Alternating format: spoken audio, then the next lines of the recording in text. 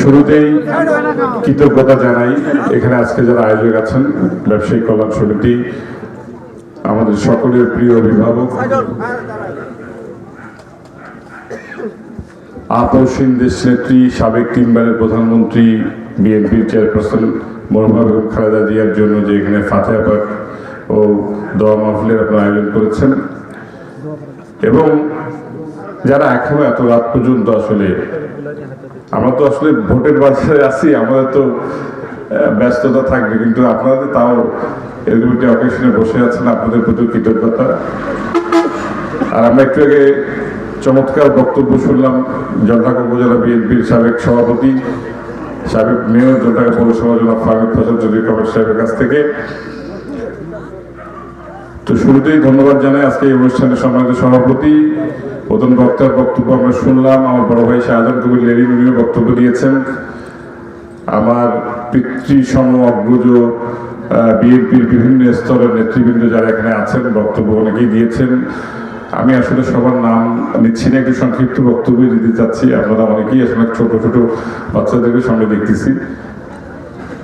তবে আমি সৌভাগ্যবান যে কমিটি আসলে দোয়া মাহফিলে এসে উপস্থিত হতে পেরেছি। আসলে আমার আব্বার হয়তো এখানে আসলে আরো ভালো লাগতো, উনি সারাদিন আজকে কাটারিতে ছিলেন। আর আমি মাঝে মাঝে ভুলে যাই, আমার মনে হয় উনি বোধহয় 2009 সালের মতো অবস্থায় আছে। তাই আসলে বয়স তোলাও হয়ে গেছে, 75-এর বেশি বোধ হয়, 77-78 হয়ে গেছে। তো নির্বাচন পর্যন্ত সুস্থ থাকতে হবে, এবং উপজেলা পরিষদে 2বার যেভাবে আপনাদের সেবা করেছে, এরকম আপনাদের সেবক হয়ে যেন আগামীতে আপনাদের ভোটে যদি উনি নির্বাচিত হয়, তবে সেই সেবা যাতে উনি দিতে পারে সেই জন্য ফিট থাকা প্রয়োজন। তো শুরুতে আসলে এই অকেশনটা কিন্তু আমাদের জন্য খুব আনন্দের কিছু না। আমরা একটি মেয়ে, যিনি একটি পরিবারের মেয়ে ছিলেন, তারপরে ধীরে ধীরে একজন সমন্বয়কের স্ত্রী, তারপরে একটি দলের নেত্রী, কিন্তু দেখেন এত নির্যাতন, এত অত্যাচার, এত কিছু সহ্য করে উনি মানুষের হৃদয়ে এমন ভাবে জায়গা করে নিয়ে গেলেন যে উনি যাওয়ার সময় দেশের প্রতিটা পরিবারের মেয়ে হয়ে গেলেন। না, উনি শুধু বাংলাদেশ জাতীয়তাবাদী দলের নেত্রী হিসেবে উনি চলে গেলেন, উনি সমগ্র বাংলাদেশের নেত্রী হিসেবে চলে গেলেন, তাই না? এই সৌভাগ্য আসলে তো সবার হয় না। আসলে আমরা এটা কোনোভাবেই নির্ধারণ করতে পারবো না যে আসলে ওনার জানা যায় কতজন লোক শরীক হয়েছিলেন, কারণ সংসদ ভবন বা তার আশেপাশে থেকে শুরু করে বিভিন্ন বাড়ির ছাদে গোটা ঢাকা শহর আসলে থেমে গিয়েছিল এই সময়। এটা তো আসলে ভালোবাসা ছাড়া সম্ভব না, জোর করে কি সম্ভব? আর সবচেয়ে বড় কথা দেখেন, একটি দল তার উপরে কত নির্যাতন নিপীড়ন করলো। উনি যখন মানে জনসমক্ষে আসলেন, যদিও উনি অনেক অসুস্থ ছিলেন 5ই আগস্ট, মানে জুলাই 36 আগস্টের, যেটা আমরা বলি 36 জুলাই 5ই আগস্টের পরে, তো উনি কিন্তু তারপর যে 2-1বার মিডিয়াতে আসছেন বা অনেকের সাথে কথা বলেছেন, উনি কিন্তু যারা ওনাকে এত নির্যাতন করলো তাদের বিরুদ্ধে একটি কথাও বলেন নাই। উনি ওই অবস্থাও কিন্তু দেশের জন্য, দেশের মানুষের জন্য, আপনাদের জন্য, আমাদের জন্য উপদেশ দিয়ে গেছেন, পরামর্শ দিয়ে গেছেন। কি দিয়ে যাননি? উনি একবার সরকারকে বলেন নাই যে আমার ছেলে 17 বছর ধরে দেশের বাইরে, আমাদের নেতা জনাব তারেক রহমান, তাকে তাড়াতাড়ি দেশে আসার ব্যবস্থা করে দেওয়া হোক, সেটাও কিন্তু বলেন নাই। ঠিক যেভাবে ওনাকে দেশ থেকে বের করে দিতে চাইছিল, তখনও কিন্তু উনি সেটা ওইভাবে পরিবর্তন করেন নাই। আমার মনে হয় ওনাকে সবাই সারা আমার এই ত্যাগ আন্দোলনে একটিবারই প্রকাশ্য কাঁদতে দেখছে, সেটা হচ্ছে যখন ওনার দীর্ঘদিনের স্মৃতি বিজড়িত ক্যান্টনমেন্টের বাড়ি থেকে উচ্ছেদ করা হয়।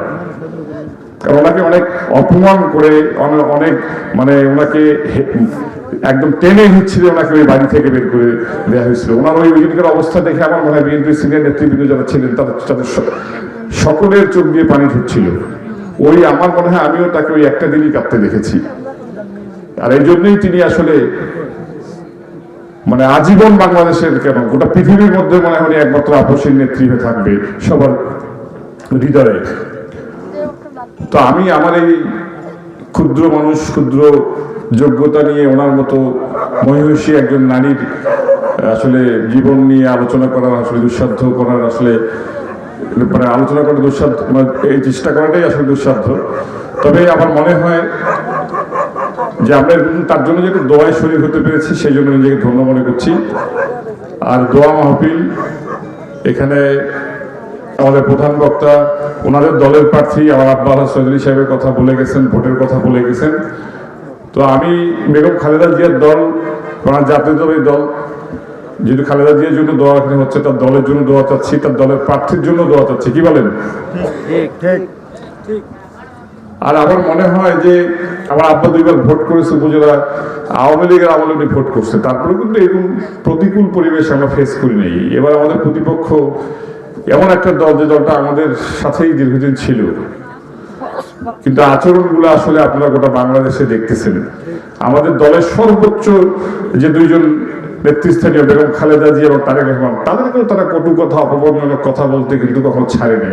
আসলে আমরা বাঙালি, বাংলাদেশি, যে ধরনের কালচারে বিশ্বাসী, আমরা কিন্তু এই ধরনের ভাষা কখনো বন্ধু বান্ধবদের সামনেও বলি না, যেটা তাকে দিয়ে মাইকে, রাস্তাঘাটে, রাজপথে স্লোগান দিয়ে বলা হয়, কুৎসিত নোংরা ভাষায় বলা হয়েছে। কি আপনারা শোনেন নাই? এইভাবে দেশের একটা পুরো যুব সমাজ, এই আমার মনে হয় এই ডিকেটকে তারা মানে ধ্বংসের পথে নিয়ে গেছে, বিশেষ করে আচরণগত দিক থেকে। তো আমি আশা করব সারা বাংলাদেশের মতো আপনারা গোল্লাবাসীও সব কিছুর জবাব আপনারা দিবেন। কিভাবে দিবেন? ব্যালটে দিবেন না? হ্যাঁ, সকল অন্যায়ের, সকল অবিচারের জবাব 12 তারিখে সকাল 7:30 থেকে বিকাল 4:30 পর্যন্ত ইনশাল্লাহ, যদি আমরা বেঁচে থাকি হয়তো ভোট দিতে যাব, এবং আমরা ব্যালটের মাধ্যমে সেটা দিব। আমি আশা করব আপনারা সবাই নিজেরা যেমন ভোট সেন্টারে যাবেন, আপনাদের প্রতিবেশী, আত্মীয় স্বজন সবাইকে নিয়ে ভোট সেন্টারে যাবেন, এবং আপনাদের যে রায় সেটা সঠিক জায়গায় আপনারা প্রয়োগ করবেন।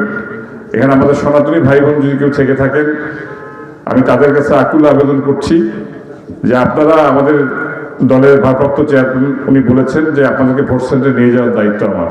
একটা বিশেষ দলের মতো আমরা বলতে পারি না এর আগে যে গেলেই অমুক মার্কায় ভোট দিতেই হবে না। আপনারা ভোট সেন্টারে যাবেন, আপনাদের পছন্দের প্রার্থীকে ভোট দিবেন, কিন্তু আপনাদেরকে আমাদের ভোট সেন্টারে নিয়ে যেতে হবে।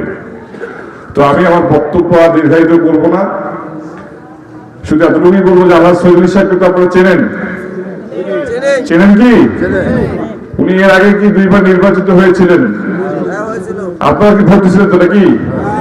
তা আপনার ভোট কি বিফলে গেছিল? উনি কি কোনো দুর্নীতি করছিল? এখন আগামীতে যেহেতু উনি আপনাদের পরীক্ষিত সেবক, 2বার আপনাদের সেবা করেছে, হয়তোবা ভুলভ্রান্তির মানুষ, ভুলভ্রান্তি কিছু থাকলেও থাকতে পারে, তবে আমি সৌভাগ্যবান হয়তো কারোর মুখ থেকে আপনাদের শুনতে পারিনি যে উনি কারোর কাছ থেকে 2 টাকা বা 2 পয়সার কোনো দুর্নীতি করছে। এর থেকে তো আর বেশি পাওয়ার কিছু নাই। আর ওনারা এই বয়সেও আসলে ব্যক্তিগত ভাবে ওনার কাছে কোনো পাওয়ার কিছু, ওইভাবে চাওয়া পাওয়ার কিছু নাই। আপনাদের সেবাই করতে চাই আমরা, বঞ্চিত, অবহেলিত এই জলঢাকা যদি উন্নয়ন করতে চাই, তাহলে অবশ্যই আমাদের সরকার দলীয় একজন এমপি দরকার আছে।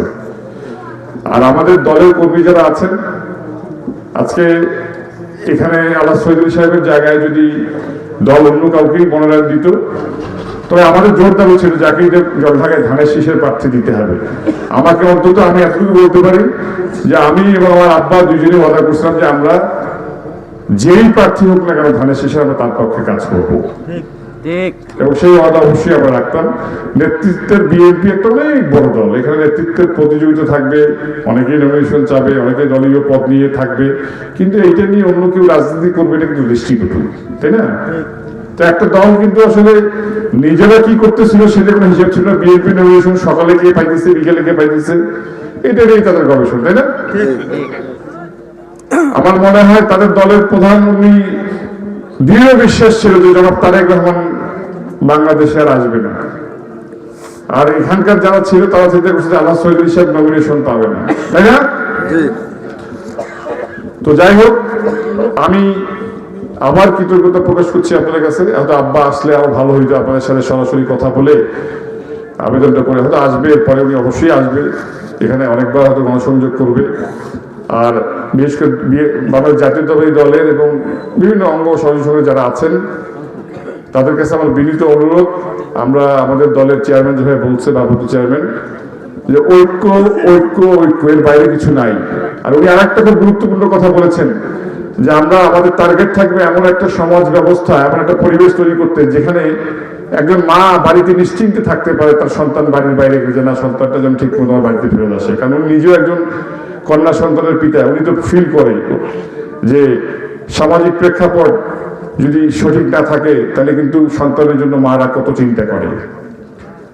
তো আমরা আপনাদেরকে সেরকম পরিবেশ দিতে চাই এবং আইনগত যাতে আপনার অধিকার আপনারা যেটা আছে সেটা সঠিকভাবে আপনারা পান এই ব্যবস্থা আন্দোলন করতে হবে। হাতি ঘোড়া অনেক কিছু কোনো আশ্বাস আগে দিচ্ছিল, একজন এমপি যদি তার দায়িত্ব সৎভাবে পালন করে একটি জায়গার বা একটি কনস্টিটিউশনের উন্নয়ন না হওয়ার কোনো আসলে কোনো কারণ নাই।